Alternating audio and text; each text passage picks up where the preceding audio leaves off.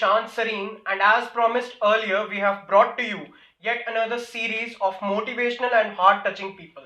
We have with us none other than the very proud and very infamous Leena Devi. Ma'am welcome. Thank you आपका sir. बहुत बहुत स्वागत है अपना कीमती वक्त हमें देने के लिए. Thank you. It's ma'am, my pleasure sir. सबसे पहले इधर उधर की बात ना करते हुए सबसे पहले ये चाहूंगा कि आज आपको ये मौका मिला है, अपने दिल की कोई एक बात रख दो. आवाम तक क्या रखना चाहोगे? फर्स्ट ऑफ ऑल मैं जनाब से शुक्रिया अदा करना चाहती हूँ कि जनाब ने मुझे इस काबिल समझा मेरा आज इंटरव्यू लेने के लिए. जनाब इतनी दूर से चल के यहाँ पे आए हैं, तो इसके लिए मैं तहे दिल से आपको और कैमरामैन को शुक्रिया अदा करना चाहती हूँ. Thank you so much ma'am. जी. मैम अपना एक शॉर्ट सा इंट्रो देंगे, खुद अ, अपने बारे में कुछ भी बताएं. सर नाम तो जैसे कि मेरा नाम लीना देवी है. Basically I am from Jammu. By profession मैं लॉयर हूँ, एडवोकेट हूँ, और जो है एक पावर लिफ्टर भी हूँ. पावर लिफ्टिंग भी मैं करती हूँ. जो है 2017 से मैं इस प्रोफेशन पे आई हूँ. कंपटीशन मैंने 2018 से शुरू किया था. बैकग्राउंड मेरा आर्मी बैकग्राउंड है. और जो है बाकी आप बताएं और डिटेल में क्या जानना चाहते हैं. सबसे पहले ये जानना चाहूँगा कि जिस तरीके से आपने कहा कि आप जो है लॉ के प्रोफेशन में आप आ चुकी हैं लंबे वक्त से. मैम लॉ के प्रोफेशन में आप कब आई हैं? लॉ के प्रोफेशन में 2011 में मैंने एंटर किया था. Yes sir. जी. एज ए जूनियर मैं जो है मिस्टर राजेश चिंगलू उनके साथ मैंने वकालत करी है. उसके बाद मिस्टर के S Puri is revenue lawyer, उनके साथ भी मैंने वकालत करी है. देन इन द ईयर 2017 मैं जो है इंडिपेंडेंट मैंने अपना काम शुरू किया. आज की डेट में मैं एक इंडिपेंडेंट प्रैक्टिसिंग लॉयर हूँ. सो व्हाट, क्या आपको आपके लिए ऐसी चीज़ क्या थी जिसने आपको लॉ के प्रोफेशन में लाया? देखिए सर, होश तो वकालत में आने के बाद ही संभाली है. बाकी तो college university time school times में तो बचपना ही रहा है, मस्ती करी है. पढ़ाई तो चलो पढ़ाई की तरफ इतना वो नहीं किया है. तो बट जब हम टीवी देखते थे, मूवीज़ देखते थे, तो वहाँ पे एडवोकेट्स के रिगार्डिंग जो मूवीज़ होती थी, फिल्म होती थी बेसिकली सनी देओल की, वो जिस तरह के डायलॉग मारते थे, जिस तरह अदालतों की वहाँ पे तारीख पे स्टोरी, तारीख. हाँ, स्टोरी आती थी, जजेस को हम देखते थे, तो मैं उन चीज़ों से काफ़ी इंस्पायर थी कि मैं जब बड़े हो जाऊंगी तो मैं वकील ही बनूंगी, मैं इसी प्रोफेशन पे जाऊंगी. जज बनने का नहीं था, मुझे एडवोकेट बनने का था. बट मेरे फादर चाहते थे कि मैं टीचिंग लाइन में जाऊं, तो बट उनसे मैंने बोला कि मैं भाई इस प्रोफेशन में जाना चाहती हूँ. तो फिर मैं इस प्रोफेशन जो है मैं स्पोर्ट्स पर्सन भी रही हूँ. मैंने जो है कॉलेज टाइम में, यूनिवर्सिटी टाइम में इंटर यूनिवर्सिटी हॉकी खेली है मैंने. 5-6 नेशनल्स लगाए हैं मैंने. तो मेरी जो है एनसीसी भी रही है. तो जब मेरी सीट निकली थी सबसे पहले डिपार्टमेंट, मैंने 3 फॉर्म्स भरे थे. 5 ऑप्शंस होते हैं हमारे पास सब्जेक्ट्स के लिए. तो यूनिवर्सिटी में मैंने 3 फॉर्म्स भरे थे, 5 नहीं भरे. एक ज्योग्राफी का भरा था, इकोनॉमिक्स का भरा था, और एक मैंने लॉ का भरा था. सबसे पहले मेरी सीट निकली इकोनॉमिक्स डिपार्टमेंट में. वो मेरी एनसीसी कोटे पे निकली थी, तो फिर वहाँ मैंने एडमिशन ली. फिर उसके बाद जो है पीछे पीछे ज्योग्राफी में भी निकल गई. ज्योग्राफी में मेरी ओपन निकली थी, आई थिंक, मतलब विदाउट एनी कैटेगरी मेरी ओपन निकली थी. फिर मैंने इकोनॉमिक्स से फ़ीस ट्रांसफ़र करवाई और ज्योग्राफी डिपार्टमेंट में मैंने अपनी एडमिशन ली. फिर उसके बाद पता चला जी मेरी लॉ में जो है स्पोर्ट्स कोटे पे, एक मैं एनसीसी में निकली थी शायद इकोनॉमिक्स में, तो लॉ में मेरी स्पोर्ट्स कोटे में सीट निकल गई थी. फिर मैंने ज्योग्राफी डिपार्टमेंट से भी फीस ट्रांसफ़र करवा के लॉ डिपार्टमेंट में फ़ीस ट्रांसफ़र करी, और वहाँ पे मेरे से एचओडी ने लिखवा के लिया कि इसके बाद कहीं और फीस ट्रांसफ़र ना करा. ट्रांसफर नहीं और मैंने करेंगे. अपने एचओडी मैडम को बोल दिया था कि नहीं, मेरे को जहाँ मुझे पहुँचना था मैं पहुँच गई, मुझे लॉ ही करनी थी. तो मुझे लॉ ही करनी थी. मैं अपने बिल्कुल सही पोजीशन पे आई. उसके बाद मैं कहीं जाना भी नहीं चाहती, और 3 के अलावा मैंने कोई फॉर्म भरा भी नहीं है. फिर इस तरह जो है मैंने और फाइनली मैं लॉ के प्रोफेशन में आ गई. ठीक है. तो मैम सबसे पहले अगर वकीलों की बात की जाए तो हमारे दिमाग में आता है काले रंग का कोट और सफेद रंग की टाई, जो हमारी शान है. जी आपकी शान है. तो ये काला कोट, इसकी क्या परिभाषा है? आप आपकी नज़र में इस काले कोट, काला जो ये जो कोट है, इसके लिए क्या आप कहना चाहेंगी? इसके लिए तो देखो दो शब्द, हार्डली 2 शब्द. हाँ, काला कोट जो है, काला रंग जो होता है वो जो है कानून, इंसाफ दिलवाना, क्लाइंट को इंसाफ दिलवाना. जो कानून की देवी होती है उसकी आंख पे भी काले कलर की पट्टी बंधी होती है. उसकी जिसका मतलब ये होता है कि पलड़ा बराबर होना चाहिए. ठीक है, इंसाफ दिलाना. झूठ सच को तोलकर इंसाफ दिलाना, कोई पार्शलिटी नहीं, कोई जो है ऐसी कोई बात नहीं जो जो है कानून का फ़र्ज़ होता है, हमारा फ़र्ज़ होता है कि बाकी चीज़ें पीछे छोड़कर काला कपड़ा आंखों में बांधा जाता है और हमारी क्लाइंट को जो है, हमारे जो है जजेस को देखना होता है कि दोनों पार्टीज में सच झूठ को तोल कर इंसाफ दिया जाए, और हमारा ये रहता है कि जो है अपने क्लाइंट को इंसाफ दिलवाना। मैम, जैसे कि आपने कहा कि लॉ के प्रोफेशन में आई 2011 में, उसके बाद आप आपने जो है नेशनल्स भी खेला है पावर लिफ्टिंग में। पावर लिफ्टिंग में कैसे आपका जो है? पावर लिफ्टिंग में मैं आई, मैं उसके लिए शुक्रिया अदा करना चाहती हूँ हमारे जिम के owner plus coach mister Varundeep Sharma. मैंने ultimate fitness the gym Sarwal में फर्स्ट टाइम जिम जब ज्वाइन की थी, तो 2017 की बात है, जब हम बैक और लेग्स की एक्सरसाइज करते हैं तो उसमें जो है हमें पावर लिफ्ट करना पड़ता है। तो जब मैंने पावर लिफ्ट किया तो भैया ने ये कैच किया और वॉच किया, देखा कि भाई मेरे में पावर है। वो कहते कि मैडम आप में पावर है, आप क्यों नहीं पावर लिफ्टिंग की तरफ फोकस करती हो। तो मैंने कहा भैया मैं क्या कर पाऊंगी, मैं तो एक लेडी हूँ, मैं कहाँ इतना, मुझ पे इतना वो नहीं है। भैया ने बोला ऐसा क्यों नहीं है, मैं आपको ट्रेनिंग देता हूँ, आप करो। फिर भैया ने मुझे आस्ते आस्ते, हमारे कोच साहब ने आस्ते आस्ते, भैया बोलते हैं हम, तो आस्ते आस्ते उन्होंने ट्रेनिंग दी। ट्रेनिंग कर जब दी, 2-3 महीने के बाद उन्होंने मुझे जो है नॉर्थ इंडिया कंपटीशन जो हिमाचल में हुआ था, पालमपुर में, नेशनल लेवल, वहाँ पे उन्होंने मुझे कंपटीशन खेलने के लिए भेज दिया था। तो वहाँ पे आई थिंक ब्रोंज मेडल, मेरा पहला मेडल निकला था ब्रोंज मेडल का। उससे मैं काफ़ी इंस्पायर हुई। फिर उसके बाद आस्ते आस्ते आस्ते जो है भैया ने हमें कंपटीशन भेजते गए। जम्मू जेएनके में भी लोकल कंपटीशन खेला है हमने, डिस्ट्रिक्ट कंपटीशन भी खेला है, नेशनल कॉम्पिटिशन्स भी खेले हैं। कभी खाली हाथ भी लौटना पड़ता है वहाँ से, और मैक्सिमम तो हम वहाँ से कुछ ना कुछ लेके ही आते हैं, चाहे ब्रोंज हो, सिल्वर हो, गोल्ड हो, लेके ही आते हैं।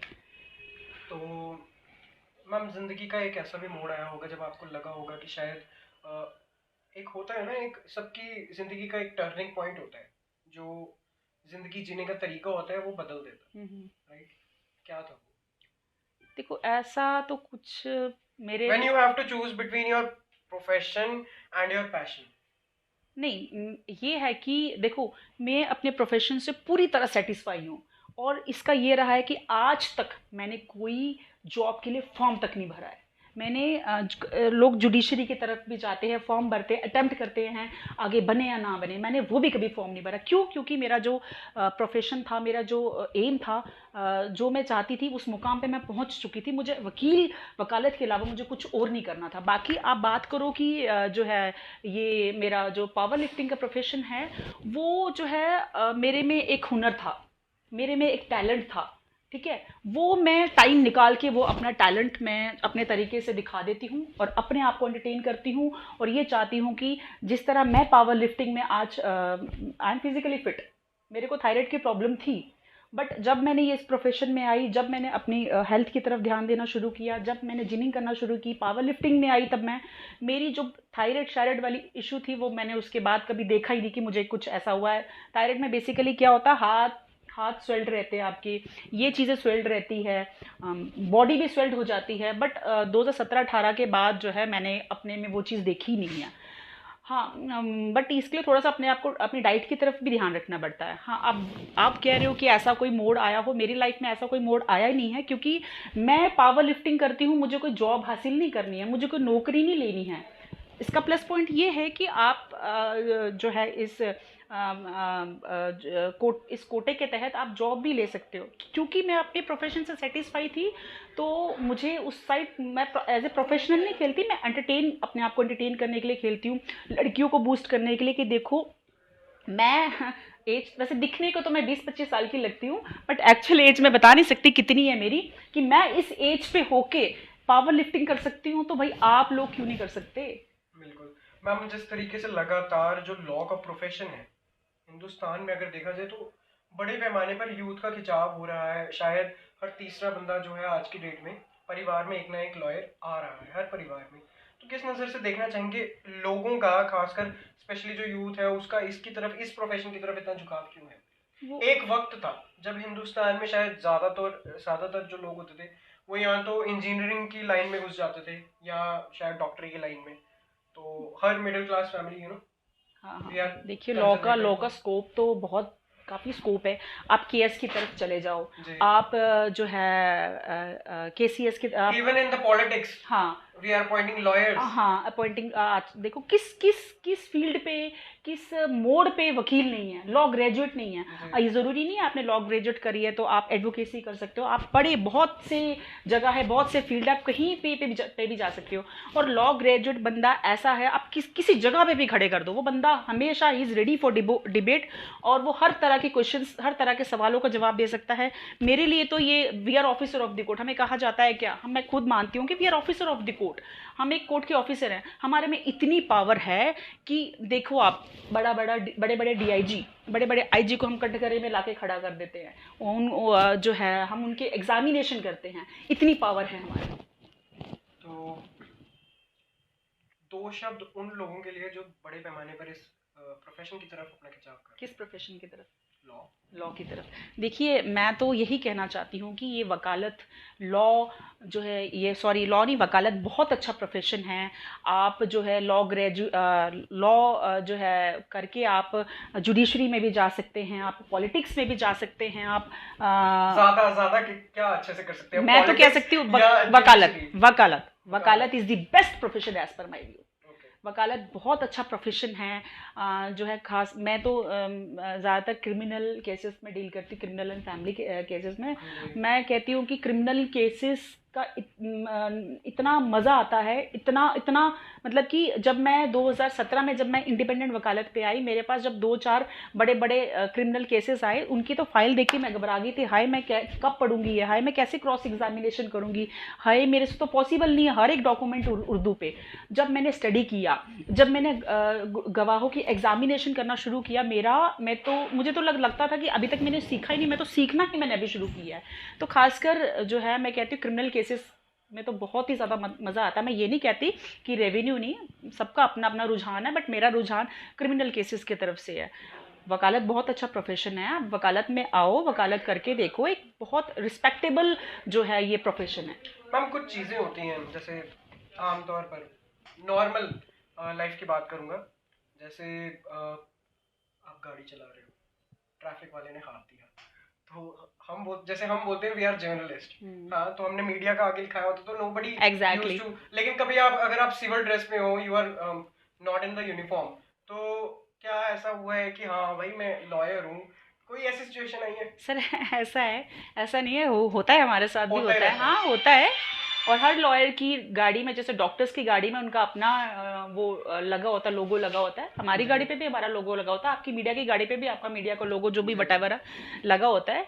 तो जब भी कोई ट्रैफिक वाला रोकता है हमें, हमारी ड्यूटी बनती है, वी आर लॉयर, अगर हम लॉयर है तो क्या हमारी भी ड्यूटी बनती है, वो भी अपनी ड्यूटी परफॉर्म कर रहे हैं, हमने भी अपनी ड्यूटी परफॉर्म कर रही है। अगर हम अपना राइट क्लेम करते हैं तो भाई हमारी कहीं ड्यूटी भी बनती है। जब कोई ट्रैफिक वाला रोकता है, सबसे पहली बात तो अपने आप को रेडी रखो, वियर सीट बेल्ट, गाड़ी के कागज प्रॉपर रखो, कोई अपनी आरसी के साथ मॉडिफिकेशन नहीं करो। कोई ट्रैफिक वाला रोक देता है, आप बताओ उनको भाई जो भी वो कागज वगैरह चेक करना चाहता है, डॉक्यूमेंट्स। हाँ व्हाट आई पर्सनली फेल्ट, जब आपने बोला ना रेडी रहो, तो मुझे लगा शायद आप बोलेंगे कि वकालत नहीं ना आर्गुमेंट्स के लिए रेडी रहो कि अपने आप को ओके रखो भाई, आप गलती नहीं हो तो फिर आपका चालान कैसे होगा। ठीक है, मेरा भी चालान एक बार हुआ है, बट मेरे हिसाब से वो गलत चालान हुआ था, मैंने कंटेस्ट किया वो चालान। कई लोग क्या करते हैं कि भाई कौन इन जब क्लाइंट्स तो ऐसे सोचते हैं, जो वकील है, वकील कभी नहीं पड़ता इन चक्करों में, वकील कभी नहीं। जहाँ लगता है कि मेरा गलत चालान हो, वो चालान कंटेस्ट करता है। जहाँ लगता है कि हाँ भाई मैंने सीट बेल्ट नहीं पहनी थी, डिस्पाइट ऑफ दैट मैंने सीट बेल्ट नहीं पहनी थी इसलिए मेरा चालान हो गया, वहाँ वो कंटेस्ट करता है। तो मेरा भी 2-3 बार चालान हुआ है, 2-3 बार नहीं, एक ही बार, 2 बार हुआ है। एक बार चालान हुआ है, एक बार गाड़ी रोकी, डॉक्यूमेंट्स वगैरह उन्होंने बोला, मैंने दिखाया, ओके, उन्होंने बोला जाओ। और कभी नॉर्मल लोगों के माइंड में एक परसेप्शन होती है लॉयर्स के लिए, when you are in some profession, एक बहुत ही बोल्ड प्रोफेशन है, राइट? तो सोसाइटी में कैसा इन्फ्लुएंस रहता है मैम? हाँ जी भाई लड़की लॉयर है, संभल के थोड़ा, ऐसा होता है कभी?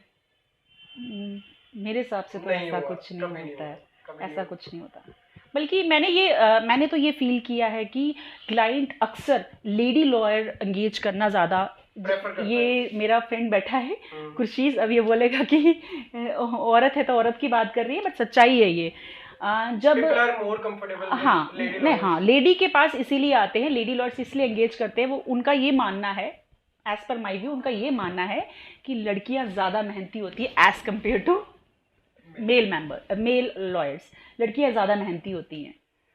हम जिंदगी में वो 3 शख्स कौन हैं जिन्होंने आपकी जिंदगी में जो आपकी बैकबोन की तरह हमेशा खड़े रहे? माई मदर, मेरी मदर जो है, बट आई थिंक मैं 11th में थी, वो एक्सपायर हो गए थे।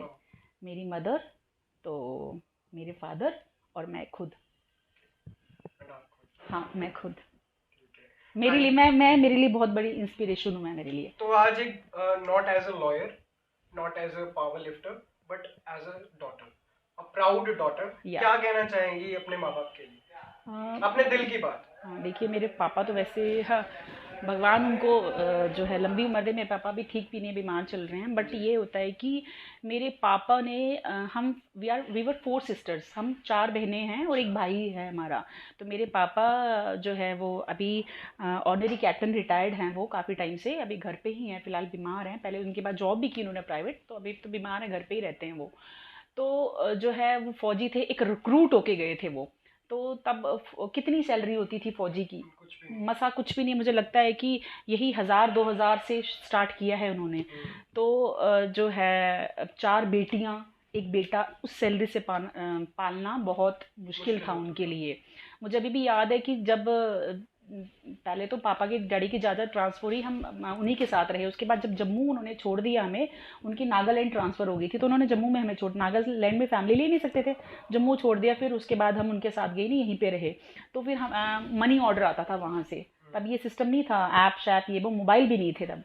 तो एक फ़ोन होता था हमारे, पहले तो हम 2 साल गांव में रहे हैं, तो पूरे गांव में एक ही दुकान होती थी जहाँ फ़ोन जो है, जिनके पास लैंडलाइन फ़ोन था, डैडी का फ़ोन आता था, वहाँ से आवाज़ लगाते थे, मम्मी आती थी, फ़ोन अटेंड करती थी, फिर पीछे हम 5 भाई बहन लाइन लगाते आते थे, हमने भी पापा से बात करनी, बट हो नहीं पाती थी। फिर हम चिट्ठियाँ लिख के भेजते थे, एक बड़ा लिफाफा होता था, उसमें कॉपी के पेन पे हम चिट्ठी लिखते थे और एक ही लिफाफे में अपनी अपनी चिट्ठियाँ, अपनी अपनी फरमाइश लिख के डालते थे। फिर वहाँ से मनी ऑर्डर आता था और उस पैसों से जो है 5 बेटियां और बेटे को मम्मी पढ़ाती थी और घर भी चलाती थी। अब मैं क्या बताऊँ, क्या टाइम था वो। तो आज सुख दिखने का टाइम आया, ना मेरी मम्मी है, डैडी हैं वो तो बीमार हैं थोड़ा। ओके, तो देख सकते हैं आप किस तरीके से यहाँ पर लीना देवी जी हमारे साथ मौजूद थी। एंड इनकी जो स्टोरी है, इन्हें हमने इसलिए चुना क्योंकि वी पर्सनली फेल्ट कि she had something to tell you behind the her advocacy. तो आप बने रहिए ऐसी ही अपडेट्स के लिए और ऐसे ही इंटरव्यूज के लिए हमारे साथ। मैं हूँ प्रशांत सरीन।